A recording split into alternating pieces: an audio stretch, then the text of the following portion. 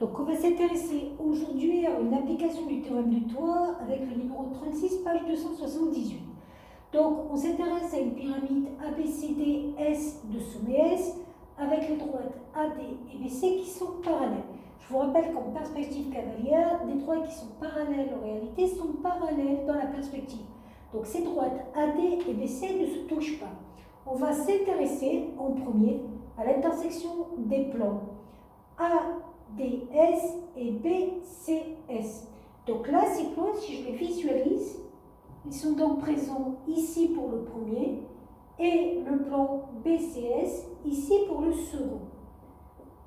Alors, ce qu'il faut bien voir, c'est que l'intersection de deux plans qui se coupent sera toujours une droite. Et une droite, elle a une particularité, c'est qu'elle va passer par au moins un point. Donc, ce qu'il faut déjà essayer de faire, c'est trouver un point commun au plan ADS et BCS. On voit facilement que le point S appartient au plan ADS et que le point S appartient au plan BCS. Concrètement, ça veut dire que la droite delta intersection que je cherche aura comme particularité de passer par le point S. Donc S appartient à delta.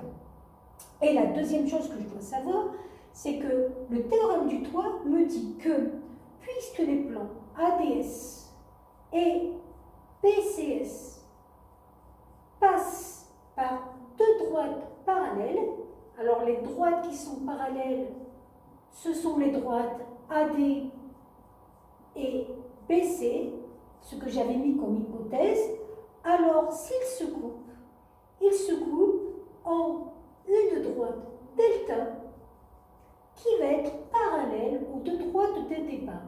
Une droite delta parallèle à AD et donc aussi parallèle à BC. Et donc pour trouver la droite d'intersection delta que je cherche, il suffit de prendre une droite qui est parallèle à AD et à BC et qui passe par S. En perspective cavalière, le parallélisme est conservé, donc la droite delta, à peu près telle que je l'ai dessinée, va être au-dessus, parallèle à BC et AD. Donc il faut bien visualiser que si votre pyramide est posée comme ça, la droite delta se retrouve comme ceci, parallèle au plan de base. Deuxième type d'intersection de plan que vous pouvez avoir. Si je prends le plan maintenant ABS et le plan DCS, c'est-à-dire maintenant, je prends le plan qu'il y a en face de moi et le plan qu'il y a derrière moi. Donc, le plan ABS est ici et le plan DCF est derrière comme ceci. Alors, toujours pareil, quand deux plans se coupent, c'est automatiquement en une droite. Donc, les plans ABS et DCS vont se couper en une droite D. Et pour trouver une droite dans l'espace, il suffit de trouver deux points qui sont dans cette droite. Le premier point qui appartient à la droite D, c'est S. Pourquoi? S appartient bien au plan ABS et S appartient au plan DCS. Ça veut dire que S appartient à la droite D. Et il en faudra un deuxième point parce que là, on ne peut pas utiliser le théorème du toit parce que les droites AB et DC ne sont pas parallèles par définition au niveau des hypothèses. Alors là, l'astuce, c'est de trouver une droite dans le premier plan, une droite dans le deuxième plan, coplanaire, qui se couperait. Et si elle se coupe, le point que je vais trouver va être à la fois dans le premier plan et à la fois dans le deuxième plan, donc dans les deux plans. Alors si vous regardez bien, les droites AB et DC sont bien coplanaires. Si elles sont coplanaires et qu'elles ne sont pas parallèles, elles sont donc séquentes. Sont coplanaires et séquentes ont un point que je vais appeler S'. Coplanaires et séquentes ont un point que je vais appeler S'.